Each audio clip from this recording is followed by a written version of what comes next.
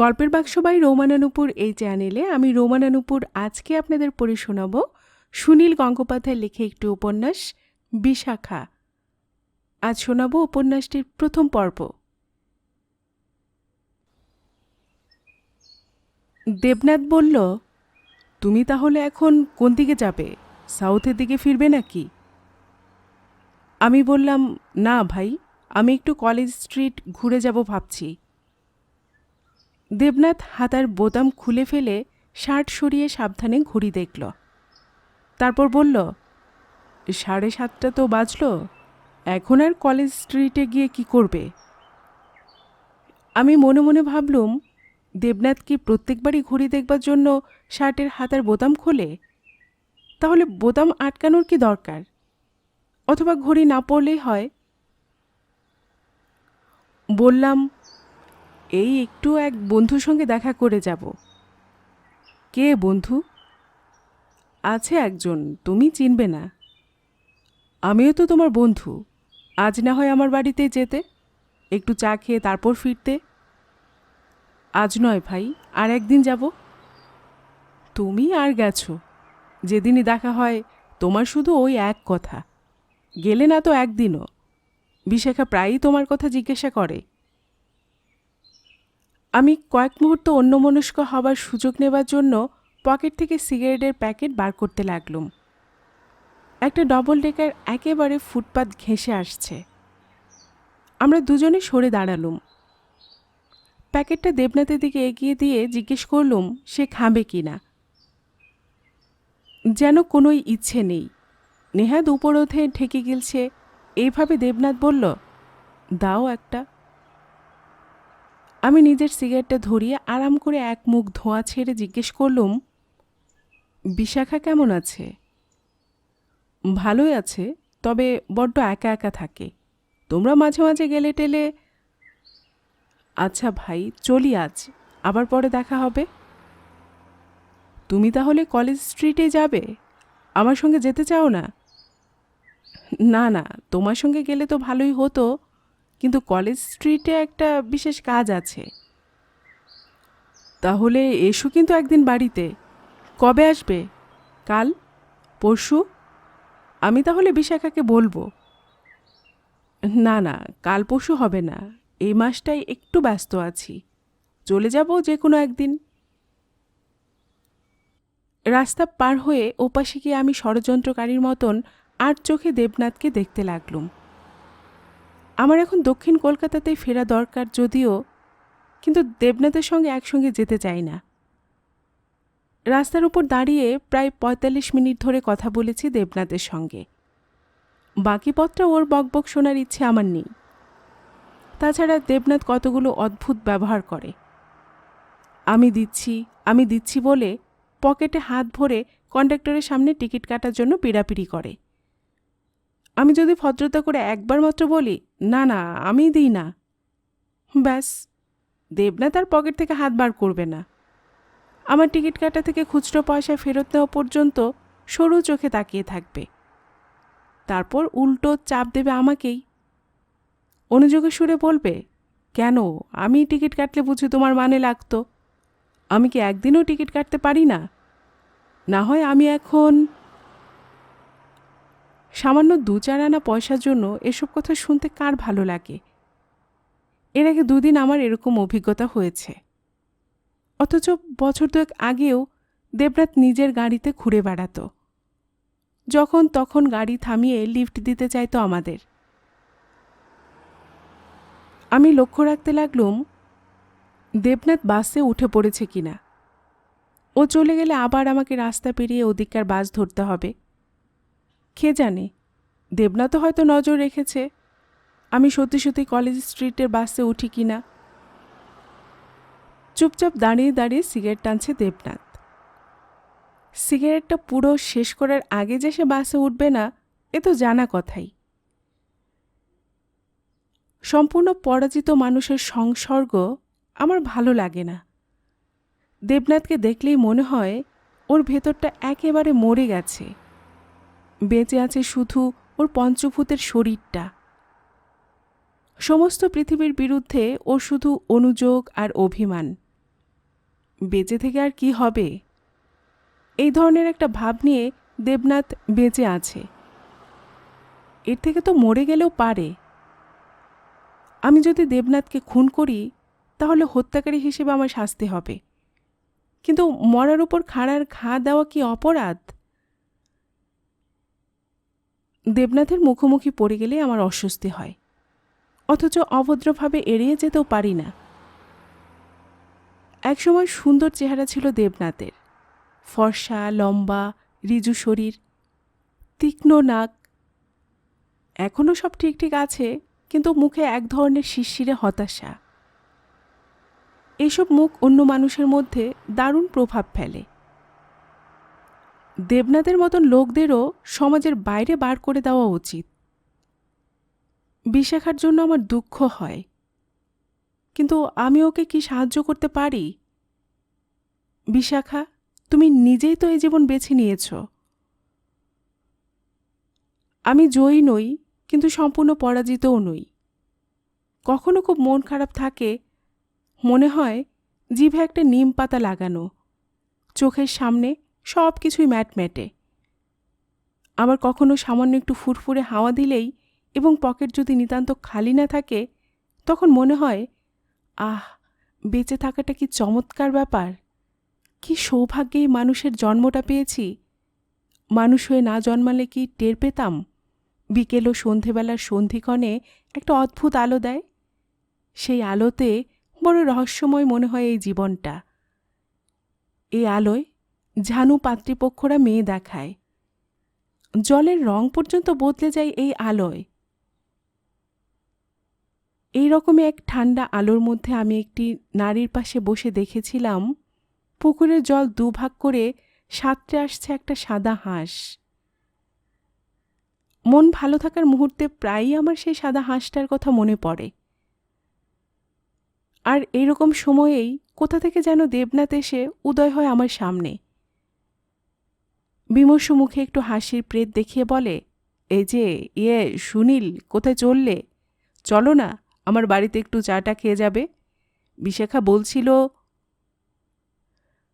কি বিশ্রী ঠান্ডা ঠান্ডা হাওয়া দিচ্ছে, চারদিকে ইনফ্লুয়েঞ্জা হচ্ছে এখন। একদিন একটা ডবল ডেকারের সামনে দেবনাথকে ধাক্কা মেরে ফেলে দিলে কি হয়?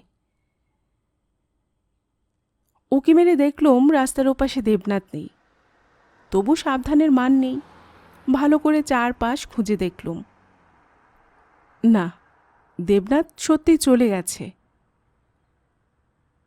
রাস্তা পেরিয়ে এসে আমি পরবর্তী বাসে উঠে পড়লুম এবং সৌভাগ্যবশত প্রায় সঙ্গে সঙ্গে দুজন লোক নেমে যেতেই জানলার ধারে একটা বসবার জায়গা পেয়ে গেলুম। 4টে স্টপও যেতে হলো না। হৈ হয়ে করে একদল লোক থামালো।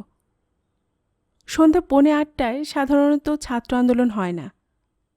প্রথমে ভেবেছিলাম কোনো লোক চাপা পড়েছে কিংবা দুই পার্টির দাঙ্গা হলেও হতে পারে, কিন্তু ব্যাপারটা তার চেয়ে অনেক নিরীহ। আগের একটা বাস ব্রেকডাউন, তার সব যাত্রীরা এ বাসে উঠবে। জানালা দিয়ে দেখলুম যেসব লোক ওঠার জন্য ছুটোছুটি করছে তাদের মধ্যে আর কে? দেবনাথ।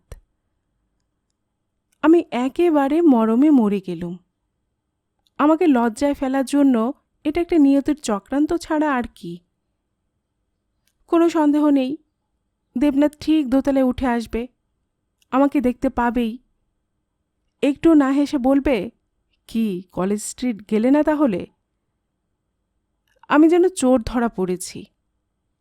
দেবনাথ নিজে তো একটা চোর, শুধু চোর নয়, একটা মিটমিটে বদমাস।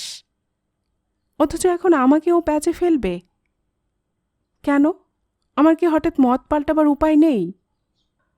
কলেজ স্ট্রিট যাব ভেবেও রাসবিহারী অ্যাভিনিউয়ের দিকে কি যেতে পারি না? আমি আমার যা খুশি করব। তবু আমি মুখ লুকিয়ে বসে রইলুম। বাসে বেশ ভিড় হয়ে গেছে। এখন আমাকে দেখতে না পাবার একটা ক্ষীণ সম্ভাবনা আছে। আমি নামব দেবনাথের বাড়ি ছাড়িয়ে অনেক দূরে। খুব মনোযোগ দিয়ে আমি দেখতে লাগলুম রাস্তার দোকানের বিজ্ঞাপনগুলো। আমার পাশের লোকটি উঠে যেতেই আমার গা কিরকির করতে লাগল। জানি এখানে দেবনাথ এসে বসবেই। আমি একেবারে নিঃশ্বাস বন্ধ করে প্রতীক্ষা করতে লাগলুম। ঘাড় ঘুরিয়ে দেখার পর্যন্ত সাহস নেই। দেবনাথ না, একজন মোটা মতন লোক এসে বসল। তাও নিশ্চিন্ত হতে পারলুম না। শেষ পর্যন্ত যা ভেবেছিলাম তাই হল। একটু বাদেই পেছনের সিট থেকে দেবনাথ আমার পাশের লোকটিকে বলল, দাদা, আপনি একটু এখানে এসে বসবেন, আমি আমার বন্ধুর সঙ্গে একটু কথা বলবো। বন্ধু না কচু, এক্ষুনি এক ঘুষিতে তোমার মাথার খুলি উড়িয়ে দিতে পারলে আমি খুশি হতুম। আমি হেসে কৈফিয়ত দেবার সুরে বললাম, কলেজ স্ট্রিটের বাসে যা ভিড় তাই আর যাওয়া হলো না। যেন আমাকে দয়া করছে এই ভঙ্গিতে দেবনাথ বলল, হ্যাঁ হ্যাঁ, বাসে বিশ্রী ভিড় তো লেগে আছে, ট্যাক্সিও পাওয়া যায় না। কলকাতার যা অবস্থা হচ্ছে দিন দিন। সেই মুহূর্তে কলকাতা সম্পর্কে কোনো অভিযোগ অবশ্য আমার মনে ছিল না, কিন্তু দেবনাথের সঙ্গে মত মেলাতেই হলো। কিছুদিন আগেও দেবনাথের একটা গাড়ি ছিল, তখন অবশ্য ট্রাম বাসের ভিড় সম্পর্কে ওর কোনো মন্তব্য শোনা যেত না। দেবনাথ জিজ্ঞেস করল, তাহলে এখন কোথায় যাবে? বাড়ি ফিরবে না কোনো বন্ধুবান্ধবের সঙ্গে আড্ডা দিতে যাবে? এই কথাটার মধ্যেও খোঁচা আছে। দেবনাথ বোঝাতে চাইছে আমার অনেক বন্ধুবান্ধব আছে, ওর কোনো বন্ধু নেই। আর দেবনাথ আমার সঙ্গে 4 বছর কলেজে পড়লেও আমি বন্ধু হিসেবে আড্ডা দিতে চাই না ওর সঙ্গে। বললাম, না, বাড়ির দিকে যাব ভাবছি, তাড়াতাড়ি শুয়ে পড়ব আজ। চলো না আমার ওখানে, 1 কাপ চা খেয়ে যাবে। বিশাখা বলছিল। আর একদিন তো যাব বলেছি, আজ নয়। তুমি তো কলেজ স্ট্রিটে যাচ্ছিলেই, সেখান থেকে তো 9টা সাড়ে 9টার আগে ফিরতে পারতে না। আর কতবার না বলতে পারে মানুষ? আমার বিরক্তি একেবারে শেষ সীমায় পৌঁছেছে। ইডেরটা কি বুঝতে পারে না যে আমি বিশাখার সঙ্গে দেখা করতে চাই না? যাকে দেখেছিলাম এক সময় অহংকারী দেবীর মতন, এখন তার মহিমা বর্জিতা মূর্তি আমার দেখার ইচ্ছে নেই একটুও। শেষ চেষ্টা করে বললাম, তার চেয়ে তুমিই চলো না আমার বাড়িতে, ওখানে চাটা খাবে। তুমি তো আমার বাড়িতে যাওনি কখনো। না ভাই, তা হয় না, বিশাখা একা একা থাকবে, তুমিই চলো না, তুমি তো আর বিয়ে করনি। এই তো কাজেই ভাবছিলাম আজ একটু তাড়াতাড়ি বাড়ি ফিরব। আমার বাড়িতে যেতে যদি তোমার কোনো আপত্তি থাকে তাহলে অবশ্য জোর করব না। না না, তা নয়, ঠিক আছে চলো। ভদ্রতার এই তো অসুবিধে, মুখের ওপর সত্যি কথা বলা যায় না। হাজরা মোড়ের 1 স্টপ আগে উঠে দাঁড়ালো দেবনাথ। ডাকল না, শুধু তাকালো আমার দিকে। আমিও উঠে পড়লুম। আগে ফর্সা উজ্জ্বল চেহারা ছিল দেবনাথের, এখন মুখখানা মনে হয় রক্তশূন্য। তবু তার লম্বা ছিপছিপে চেহারাটা দেখে মেয়েরা সুপুরুষই বলবে। দেবনাথ কি এখনো আবার নতুনভাবে জীবনটা শুরু করতে পারে না? বাস থেকে নামার পর দেবনাথ বলল, দেখলে একটা লোক কিরকম ইচ্ছে করে আমার পা মারিয়ে দিল। আমি মৃদু প্রতিবাদ করে বললাম, ইচ্ছে করে কি আর দিয়েছে? ভিড়ের মধ্যে দেখতে পায়নি নিশ্চয়ই। না না, এক টাইপের লোক আছে, তারা ইচ্ছে করে অন্যদের পা মারিয়ে দিয়ে আনন্দ পায়। আমার এরকম প্রায়ই হয়। আর কিছু বললুম না। যদিও বা সেই ধরনের লোক থাকে, তারা কিন্তু এ পর্যন্ত কোনোদিন আমার পা মারিয়ে দেয়নি। তারা ঠিক ভিড়ের মধ্যে দেবনাথের পা খুঁজে বার করে।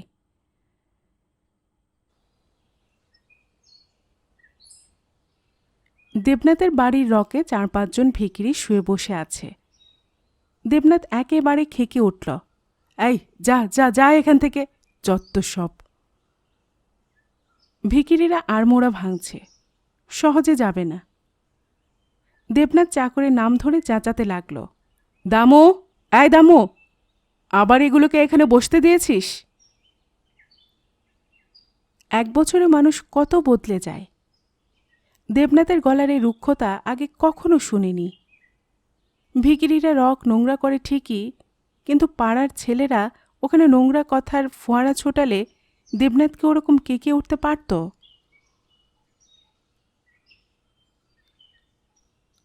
দরজা খোলার পর সিঁড়িতে পা দিয়ে আমার মনে হলো ভদ্রতা রক্ষার জন্য মানুষ কত অসহায়। আমি কেন এখানে এসেছি?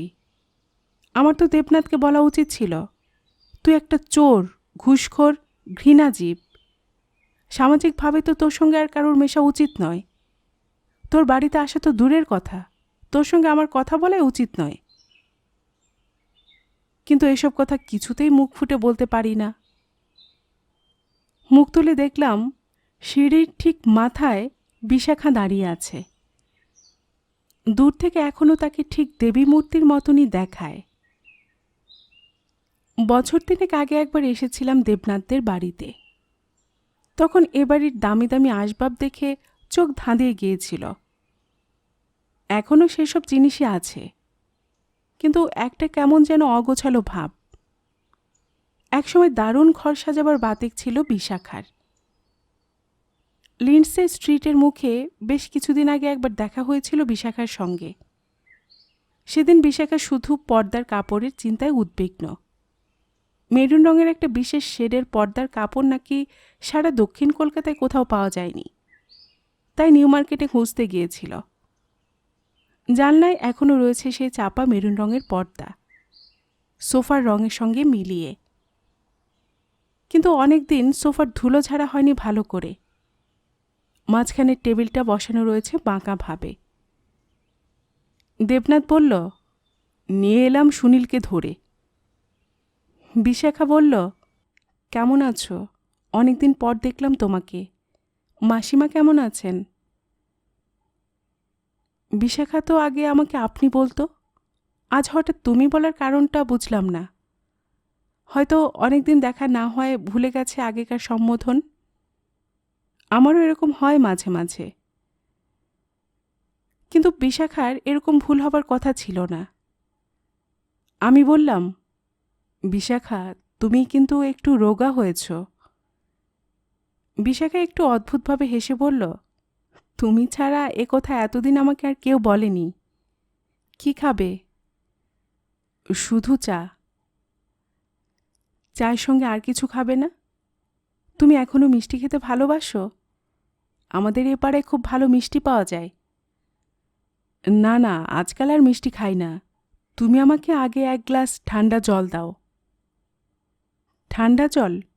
খুব ঠান্ডা জল তো নেই। দেবনাথ বিরস মুখে বলল, আমাদের ফ্রিজটা খারাপ হয়ে গেছে। বিশাখার মুখে তখনও হাসির আভা লেগে আছে। সেটা বজায় রেখেই বলল, হ্যাঁ ভাই, আমাদের ফ্রিজটা 2 মাস হলো খারাপ হয়ে পড়ে আছে। একই কথা বলল দুজনে, কিন্তু দুজনের ভঙ্গি যে দুরকম সেটা আমি লক্ষ্য না করে পারলুম না। দেবনাথের কথার সুরেই ফুটে উঠল, ভারতের সমস্ত রেফ্রিজারেটর কোম্পানিগুলো অসৎ, কিংবা বেছে বেছে তাকেই তারা একটা বাজে ফ্রিজ গজিয়েছে।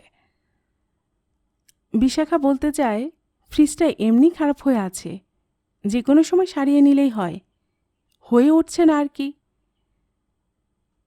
বিশাখার ওই লঘু ভাবটুকুর জন্য আমি কৃতজ্ঞ বোধ করলুম। পৃথিবী সম্পর্কে দেবনাথের অভিযোগ শুনতে শুনতে আমি হাঁপিয়ে উঠেছি। অবশ্য বিশাখা কোনোদিন পরাজিত হবে এমন আমি আশাও করিনি। বললাম, আমার বাড়িতে তো ফ্রিজই নেই, আমার কুজোর জলই যথেষ্ট। দোতলায় অনেকগুলো ঘর। ডান দিকের ঘরগুলোতে দেবনাথের ভাই সোমনাথ তার স্ত্রী পুত্রদের নিয়ে থাকে। একসময় সোমনাথের সঙ্গে আমার ভালো আলাপ ছিল। ক্রিকেট ম্যাচের মাঠে প্রায় দেখা হতো। একবার ভাবলাম সোমনাথকে ডাকতে বলবো। তারপরই ক্ষীণ সন্দেহ হলো, হয়তো সোমনাথরা এখন আলাদা রান্না করে খায়। 2 ভাইয়ের মধ্যে কথা বন্ধ হওয়াও বিচিত্র নয়। সুতরাং সোমনাথকে ডাকলে একটা অস্বস্তিকর অবস্থা হতে পারে। বিশাখা নিজে গেল জল আনতে। দেবনাথ সেই ফাঁকে আমাকে জিজ্ঞেস করল, বিশাখা রোগা হয়েছে বললে কেন? তোমার তাই মনে হচ্ছে? তাই তো মনে হলো, অনেকদিন পর দেখছি তো। 2 বছর ধরে ওর ওয়েট কিন্তু একই আছে। তাই নাকি? কিন্তু দেখে তো মনে হলো, কিন্তু ওজন একটু কমেনি। ব্যাপারটার উপর দেবনাথ এমন অহেতুক গুরুত্ব দিচ্ছে কেন বুঝতে পারলাম না। ও বলে চেপে যাওয়াই শ্রেয় এখানে। বিশাখা জল নিয়ে আসতেই দেবনাথ আবার বলল, বিশাখা, 2 বছরের মধ্যে তোমার ওজন একটু কমেছে? কোনো অসুখ বিসুখও করেনি? তবু সুনীল কেন বলল? বিশাখা আগের মতনই চাপা কৌতুকে বলল, সুনীলদা আমাকে একটু রোগা হিসেবেই দেখতে পছন্দ করে, সেজন্য বলছে। সেটা আলাদা কথা। কথার কথা হিসেবে বলেছিলাম, তার জন্য এত? এটা ঠিক, বিশাখার সুন্দর স্বাস্থ্য আর উজ্জ্বল মুখখানির জন্য তাকে এখনও অনায়াসেই কুমারী মেয়ে মনে করা যায়। পিঠ ভর্তি একরাশ কোকড়া চুল। এত চুল শহরের মেয়েদের মধ্যে খুবই কম দেখা যায় আজকাল। দুর্গা প্রতিমার মতন টানা টানা দুটি চোখ, টিকলো নাকের ঠিক নিচেই ওপরের ঠোঁটের মাঝখানে একটা খাঁজ। এরকম খাঁজ থাকলে মেয়েদের খুব বুদ্ধিমতী মনে হয়। সবচেয়ে সুন্দর বিশাখার চিবুক, অবিকল শিশুর মতন, কিংবা খুব কচি সাদা রঙের বেগুনের মতো তকতকে। একটা গোলাপ ফুল ছাপা শাড়ি পরে আছে বিশাখা। ইউনিভার্সিটিতে পড়ার সময় বিশাখাকে দেখে দীর্ঘশ্বাস ফেলেনি এমন ছেলে একটিও ছিল না। বিশাখাকে সঙ্গে নিয়ে রাস্তায় বেরোনো ছিল মুশকিল, কেউ না কেউ সিটি দেবেই। বিশাখা শুধু সুন্দরী ছিল না, তার রূপ বড্ড চোখে পড়ত। আশ্চর্য, আজ কিন্তু বিশাখার দিকে চোখ ভরে তাকাতে পারছি না আমি। 2-1 পলক ওর চোখে চোখ রেখেই সরিয়ে নিচ্ছি। দেবনাথের সঙ্গে বিয়ে হবার পর সবাই বলেছিল, ভারী সুন্দর মানিয়েছে। আমিও স্বীকার করতে বাধ্য হয়েছিলাম। এখন কিন্তু আর মানায় না। দেবনাথ এখন অনেক নিষ্প্রভ। বিশাখা দেবনাথকে জিজ্ঞেস করল, তুমিও চা খাবে তো? দেবনাথ বলল, না, এত রাত্রে চা খেলে আমার অম্বল হয়। আমি বললাম, বাহ, তুমি চা খাবার জন্য পিড়াপিড়ি করলে আমায়, এখন তুমি নিজে বলছো খাবো না। দেবনাথ বলল, তুমি দিনে অনেক কাপ চা খাও নাকি? আমার ভাই সহ্য হয় না। দেবনাথ, তোমার আর আমার বয়স তো প্রায় সমান। বয়স দিয়ে কি আর সব কিছু বিচার করা যায়? তুমি বিয়ে করনি, আমার বিয়ে হয়েছে 4.5 বছর আগে। বিশাখা বলল, বাহ, বিয়ে করলে বুঝি মানুষ তাড়াতাড়ি বড় হয়ে যায়? ঠাট্টাই আর কি ধার ধারে না দেবনাথ। ঠান্ডা গলায় বলল, বুড়ো হয়েছি কিনা জানি না, তবে বিয়ের পর থেকে আমার অম্বলের ধাত শুরু হয়েছে। মোটেই না, 2 বছর আগেও তোমার ওসব কিছু ছিল না। বেশি ভাবলেই মানুষের এসব অসুখ হয়। না ভেবে আর উপায় কি? আমার কিন্তু জীবনে কখনো ওসব অম্বল টম্বল হয়নি। এতক্ষণ বাদে একটু স্বচ্ছভাবে হাসল দেবনাথ। বলল, সেই কথা তো বলছিলাম, তোমার কোনো অসুখ নেই, তোমার রোগা হবার কোনো কারণও নেই। আবার সেই প্রসঙ্গ। কি ভুলই করেছিলুম ওই কথাটা বলে। দেবনাথ একসময় বেশ চৌকস কথা বলতে পারত, এখন যেন সে ইচ্ছে করেই দিন দিন বিরক্তিকর হয়ে উঠছে। অন্যের বিরক্তি সৃষ্টি করে সে আনন্দ পায়। দাসের হাত থেকে চায়ের ট্রে নিয়ে এসে বিশাখা রাখল সেন্টার টেবিলে। চায়ের কাপ আর শশারগুলো আলাদা রঙের। সাধারণত এসব খুঁটিনাটি আমার লক্ষ্য করার কথা নয়, কিন্তু বিশাখার বাড়ি বলেই নজরে পড়ছে। বিশাখা বলল, তুমি যখন চা খাবেই না, তাহলে চান করতে চলে যাও, আমি সুনীলদার সঙ্গে গল্প করি, ওর সঙ্গে আমার অনেক কথা আছে। দেবনাথ উঠে দাঁড়িয়ে আমাকে বলল, হ্যাঁ ভাই, চানটা করে আসি। রোজ বাড়ি ফিরে চান না করলে আমার অস্বস্তি লাগে। যা ধুলো কলকাতার রাস্তায়। তুমি বসো, চলে যেও না। হ্যাঁ, বসছি। আমি জানতাম দেবনাথ আমাকে কিছুক্ষণ বিশাখার সঙ্গে একা থাকার সুযোগ দেবে, কিন্তু বিশাখা নিজে থেকেই যে সে কথা বলবে তা আশা করিনি। দুজনে একসঙ্গে চুমুক দিলাম চায়ে, একসঙ্গে কাপ নামিয়ে রাখলাম। মুখ তুলতেই চোখাচোখি হলো। আমি আবার চোখ সরিয়ে নিলাম প্রথম। চায়ের কাপে সামান্য এক টুকরো সর ভাসছে, সেটাই যেন আমার প্রধান দ্রষ্টব্য। বিশাখা বলল, কি সুনীল বাবু, এত গম্ভীর কেন? বাবুর কি মন খারাপ? বিশাখা দেবী হঠাৎ আজ আমায় তুমি বললেন কেন? বিশাখা দেবী কদিন ধরে সুনীলবাবুর কথা ভাবছিলেন কি না, তাই মুখ ফসকে বেরিয়ে গেল। মিথ্যে কথা, বিশাখা দেবীর তো আমার কথা ভাবার কোনোই কারণ নেই। বিনা কারণেও লোকে ভাবে, হঠাৎ হঠাৎ এক একজনের কথা মনে পড়ে যায়, যায় না? যখন তখন যার তার কথা ভাবা স্বাস্থ্যের পক্ষে ভালো নয়। আবার দুজনে একসঙ্গে চায়ের কাপ তুললাম, একসঙ্গে চুমুক, একসঙ্গে নামিয়ে রাখা। আবার চোখাচোখি হতেই দুজনের সামান্য হাসি। বিশাখা বলল, সুনীলদা, তুমি যখন একদিন বিয়ে করনি তখন আর বিয়ে করো না। বিয়ে করলে যদি ছেলেরা বুড়িয়ে যায় কিংবা অম্বলের অসুখ হয়, তাহলে ছেলেদের পক্ষে বিয়ে না করাই তো ভালো। ঠিক আছে, এখন থেকে মেয়েরাই শুধু বিয়ে করবে, ছেলেরা আর বিয়ে করবে না। বিশাখা মুখ ভর্তি চা নিয়ে এমন হাসতে লাগলো যে ফোয়ারা হয়ে বেরিয়ে আসে আর কি। আমি আমার মুখের সামনে হাত আড়াল করে ত্রস্তভাবে বললাম, এই এই, কি হচ্ছে কি? কিন্তু বিশাখার অকুণ্ঠ হাসি দেখতে আমার ভালোই লাগছিল। আমি বিশাখার সঙ্গে দেখা করতেই ভয় পাচ্ছিলাম এই আশঙ্কায়, যদি সে আগের মতন প্রাণবন্ত না থাকে। দেবনাথের ছোঁয়াচ কি ওর একটুও লাগবে না? কিন্তু দেবনাথের প্রসঙ্গ বিশাখার কাছে এখন মোটেই তোলার ইচ্ছে নেই আমার। জিজ্ঞেস করলাম, বিশাখা, তুমি আজকাল বাইরেটারে বেরোও না? কখনো তো দেখি না। মাঝে মাঝে দেবনাথের সঙ্গে দেখা হয়। মনে মনে হিসেব করল বিশাখা, তারপর বলল, প্রায় 6 মাসের বেশি একটাও সিনেমা দেখিনি, কোথাও বেড়াতে যাইনি। কেন? এমনি, ভালো লাগে না। সারা দিনরাত বাড়িতে বসে থেকে কি করো? জানলার সামনে দাঁড়িয়ে দাঁড়িয়ে দীর্ঘশ্বাস ফেলি। কবে সুনীলদা আসবে, আমাকে বেড়াতে নিয়ে যাবার কথা বলবে? ঠাট্টা ইয়ার্কিরই সম্পর্ক ছিল আমাদের। আমি বিশাখার ব্যর্থ প্রণয়ী নই। পাশাপাশি বাড়ি ছিল এক পাড়াতে। বিশাখার প্রেমে হন্যে হয়ে হুড়োহুড়ি করত 7-8টা ছেলে। তাদের দলে ভিড়ে পড়ার একটুও ইচ্ছে ছিল না আমার। আমার ছোট বোনের সঙ্গে বন্ধুত্ব ছিল, আমাদের বাড়িতে আসতো মাঝে মাঝে। বিশাখার আড়ালে যখন বিশাখার নিন্দে হতো আমাদের বাড়িতে, তখন তাতে মাঝে মাঝে আমিও যোগ দিয়েছি।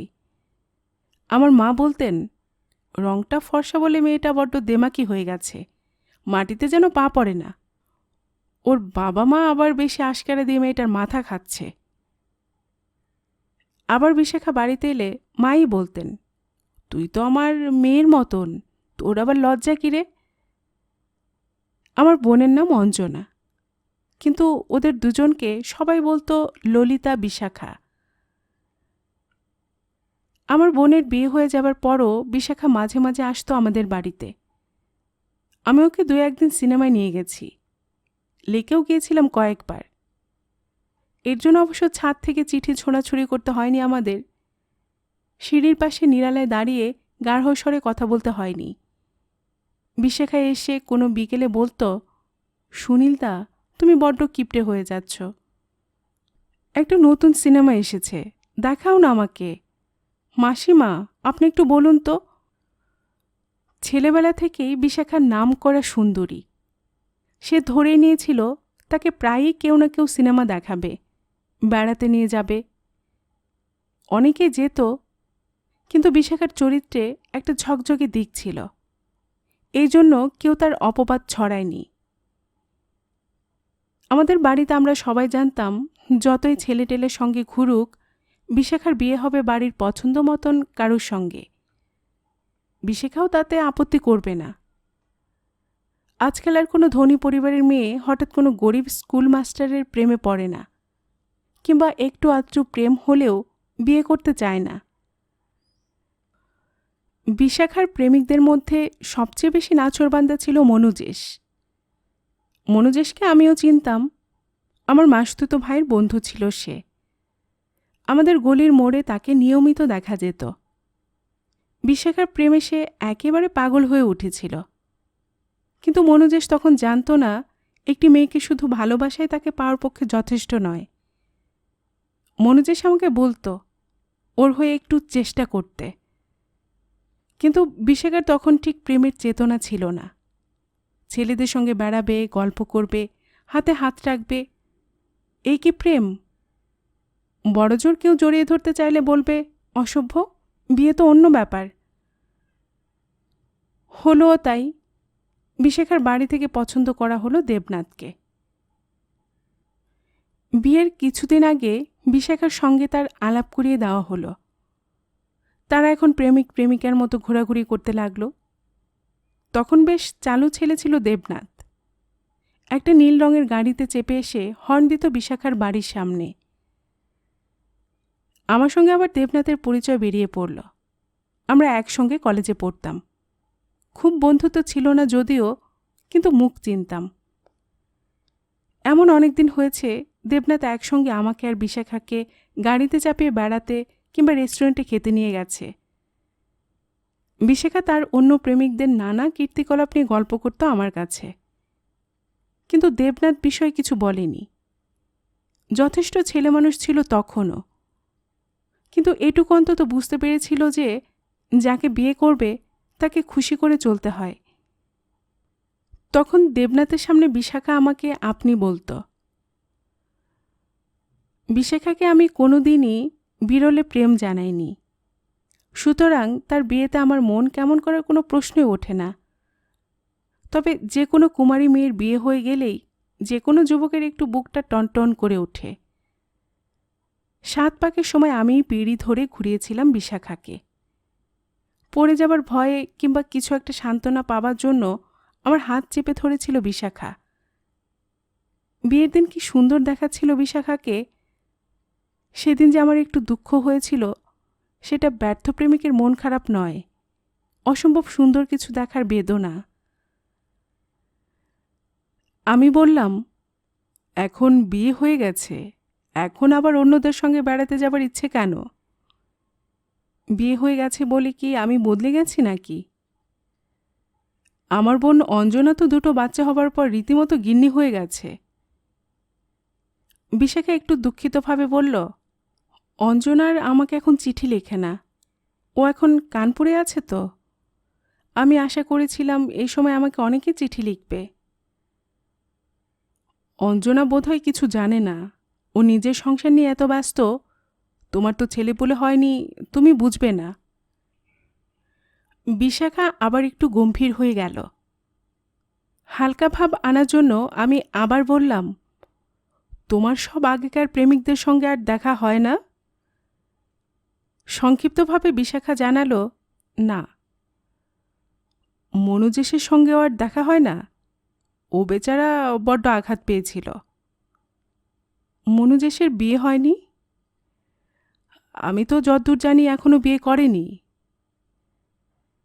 বিশাখা ও প্রসঙ্গ নিয়ে আর কথা বলতে চাইল না।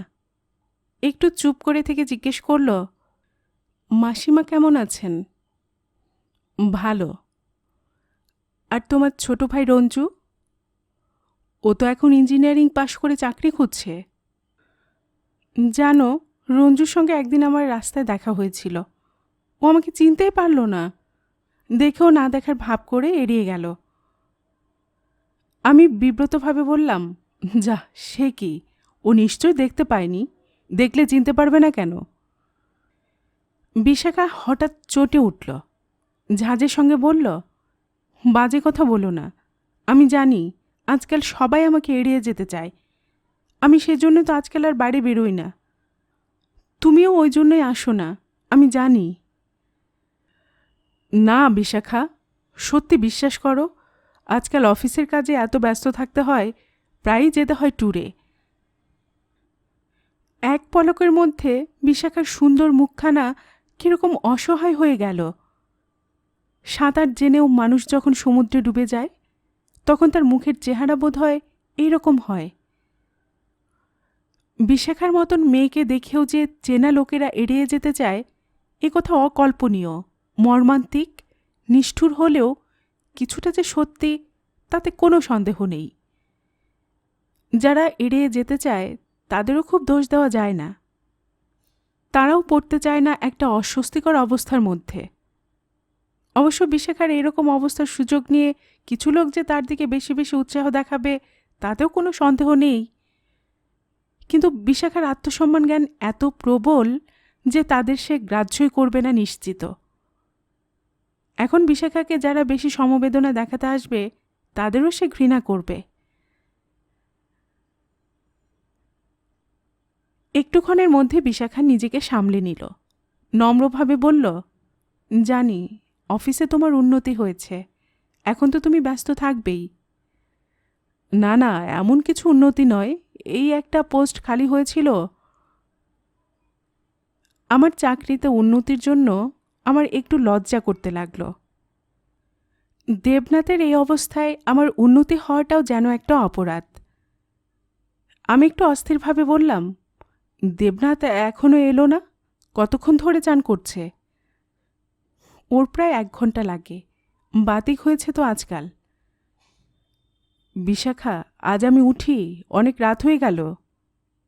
মোটে 9টা বাজে, আর একটু বসো। সুনীলদা, তোমাকে একটা কথা জিজ্ঞেস করব। বিশাখা কি জিজ্ঞেস করবে আমি জানি। এতক্ষণ মনে মনে এর জন্যই ভয় পাচ্ছিলাম। কত সাবধানে কথা বলতে হয়েছে, কিন্তু আর তো উপায় নেই। আমার জন্য দম বন্ধ হয়ে আসতে লাগল। এখন এক দৌড়ে ছুটে পালিয়ে যাওয়া যায় না। কোনো ক্রমে মুখে হাসি এনে বললাম, কি কথা, তোমার জন্য এখন আমার কষ্ট হয় কি না?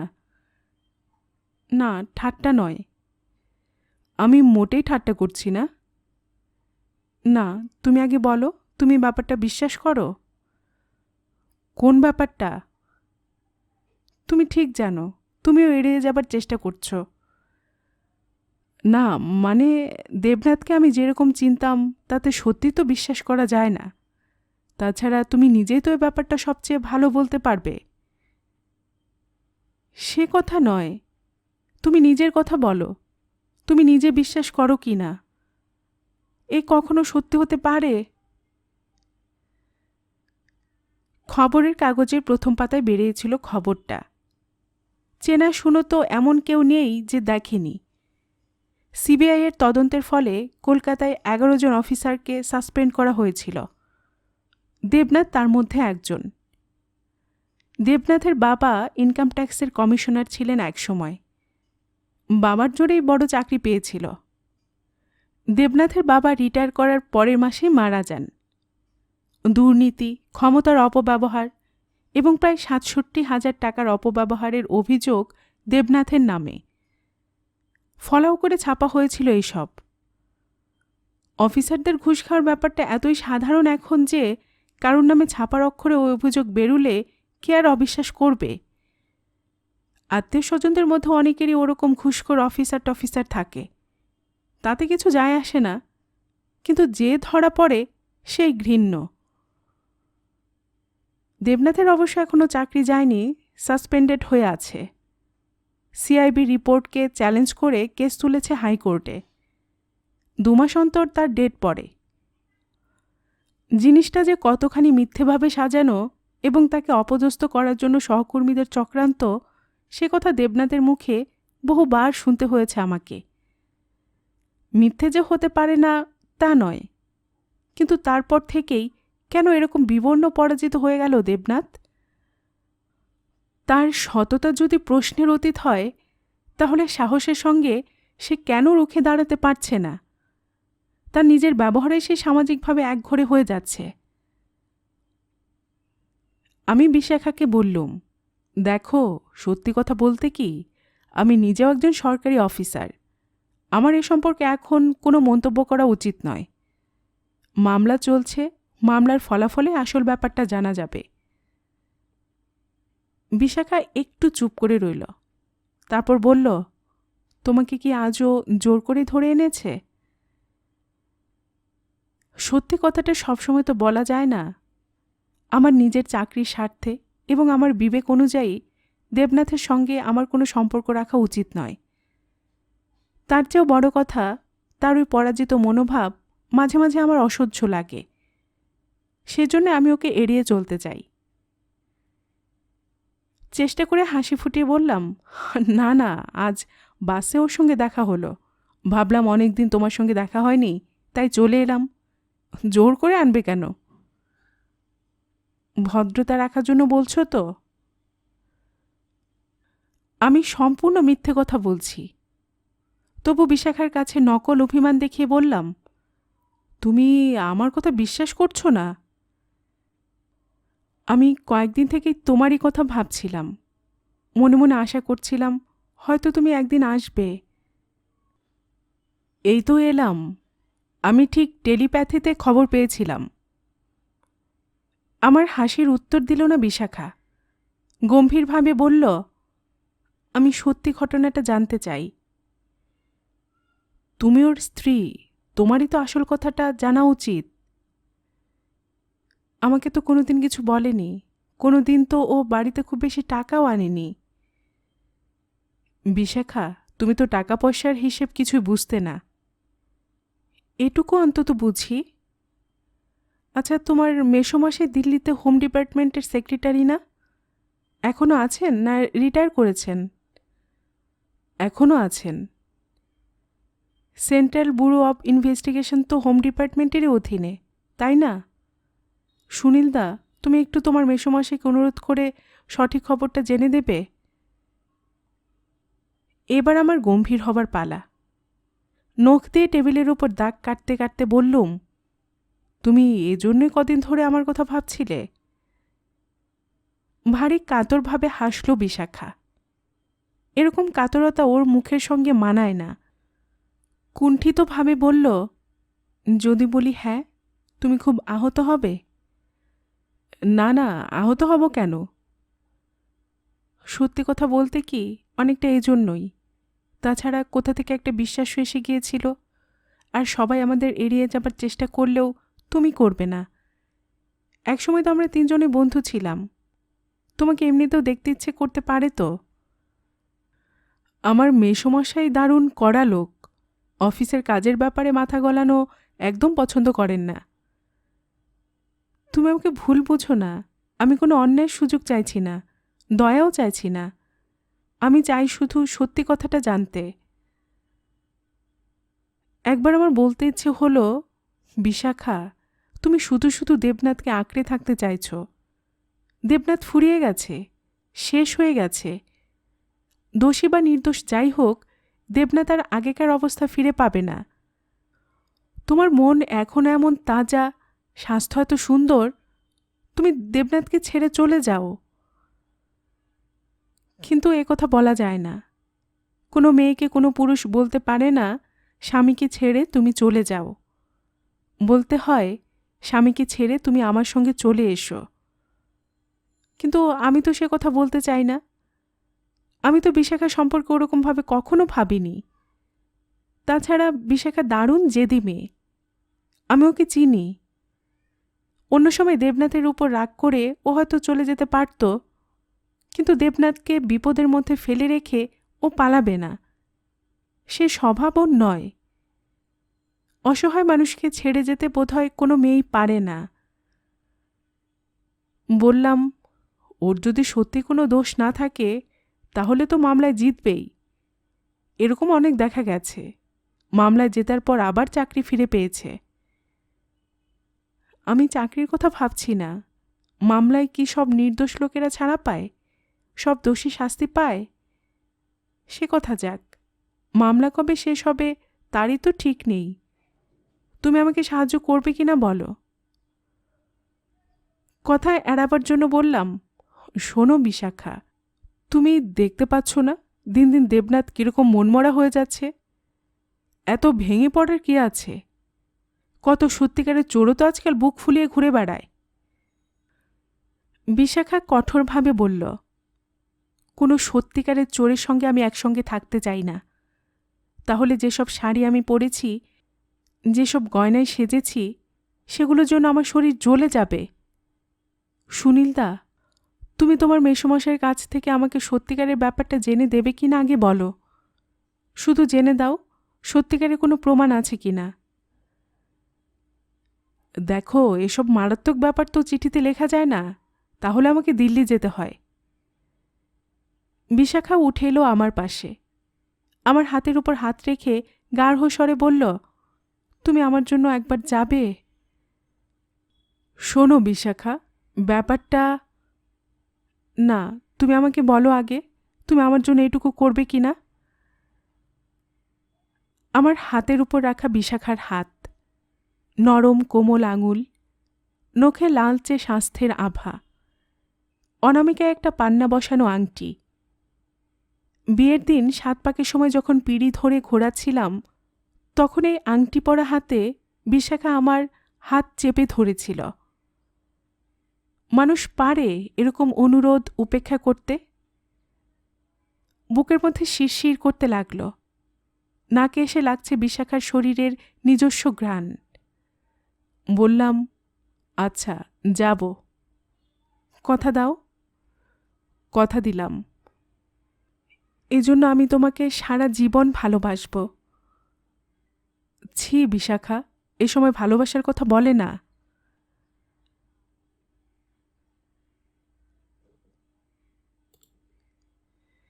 গল্পের বাক্স বাই রোমানানুপুর এই চ্যানেলে এতক্ষণ আপনাদের পড়ে শোনাচ্ছিলাম সুনীল গঙ্গোপাধ্যায়ের লেখে একটি উপন্যাস বিশাখা এর প্রথম পর্ব। এরপরে আসছে দ্বিতীয় অর্থাৎ শেষ পর্ব। আর এতক্ষণ গল্প পাঠে আমি আপনাদের সাথে ছিলাম রোমানানুপুর।